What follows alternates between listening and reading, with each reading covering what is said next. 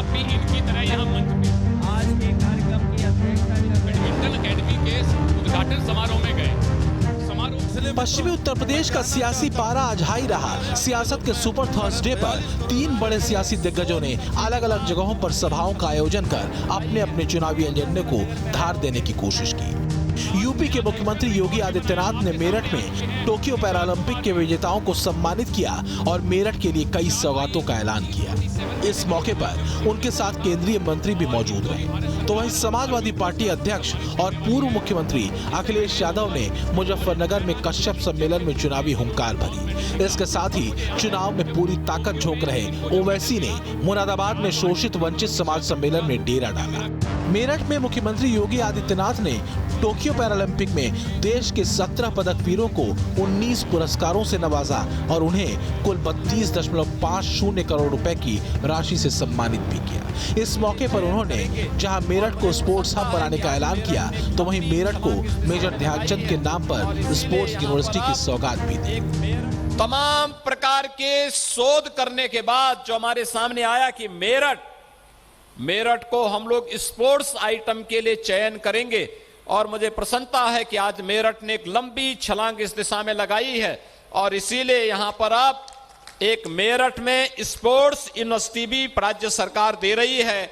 मैं इसके लिए आप सभी मेरठ वासियों को हृदय से बधाई देता हूं। बहुत शीघ्र इसका कार्य प्रारंभ होने जा रहा है, इसके लिए सभी खिलाड़ियों का अभिनंदन भी करता हूं।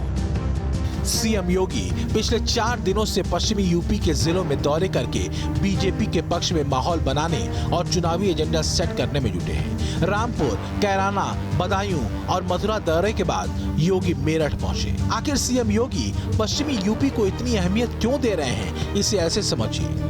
पश्चिमी उत्तर प्रदेश के 16 जिलों में कुल 136 विधानसभा सीटें हैं। 2017 चुनाव में बीजेपी इनमें से 109 सीटों पर काबिज रही थी, जबकि 27 सीटें हार गई थी।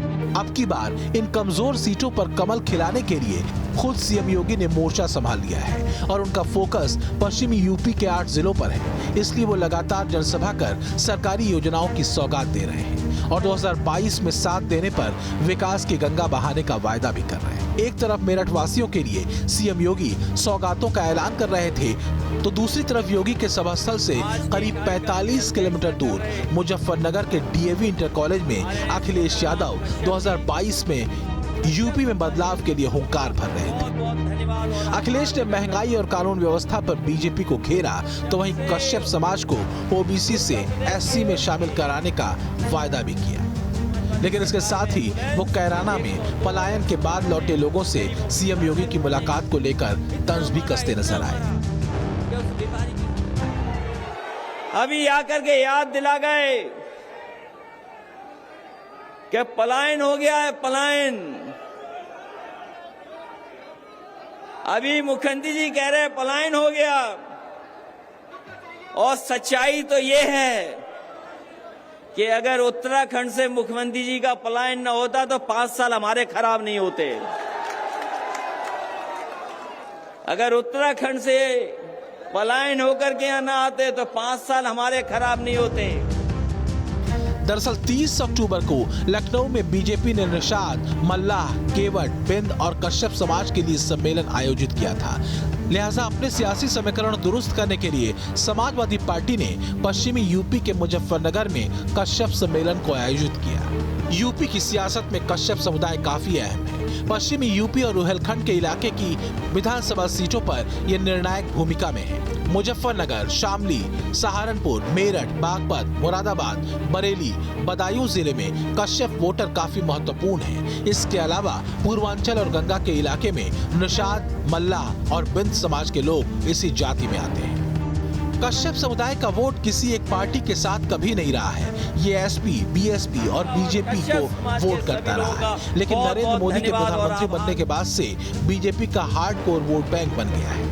यही वजह है कि समाजवादी पार्टी अब इन्हें साधने में जुटी है। पश्चिमी यूपी की सियासी तपिश बढ़ाने वाले तीसरे दिग्गज एआईएमआईएम नेता असदुद्दीन ओवैसी हैं, जो मुरादाबाद के करूला पीर में शोषित वंचित समाज सम्मेलन को संबोधित करने वाले। लेकिन इस सम्मेलन से पहले ओवैसी मुस्लिम कार्ड खेलना नहीं भूले। कासगंज थाने में अल्ताफ नाम के युवक की खुदकुशी को लेकर ओवैसी ने अखिलेश और सीएम योगी दोनों को घेरा। भाई, ये गुप्ता साहब को गोरखपुर की होटल में पुलिस ने मारा तो मुख्यमंत्री उनके पीड़ित परिवार के पास पहुंच गए, उनको 50 लाख रुपए का चेक दे दिया। अखिलेश पहुंच गए, 21 लाख का चेक दे दिया। अभी अल्ताफ के पास कोई नहीं जाएगा, पूछेगा नहीं अल्ताफ को क्या इंसान की जान की कीमत क्या मजहब की बुनियाद पर होगी? गरीब है तो गरीब है, पुलिस की कस्टडी में मारा गया तो उनको अरेस्ट करना चाहिए, अरेस्ट करके उनको गिरफ्तार करना चाहिए। सस्पेंड करेंगे, बाद में बहाल कर देंगे उनको महीने भर के बाद। फिलहाल पश्चिमी यूपी का सियासी पारा हाई हो चुका है। हर पार्टी अपने अपने समीकरण के हिसाब से दांव चल रही है, लेकिन चुनावी नतीजे ही बताएंगे किसका दांव सही बैठा। Team news nation.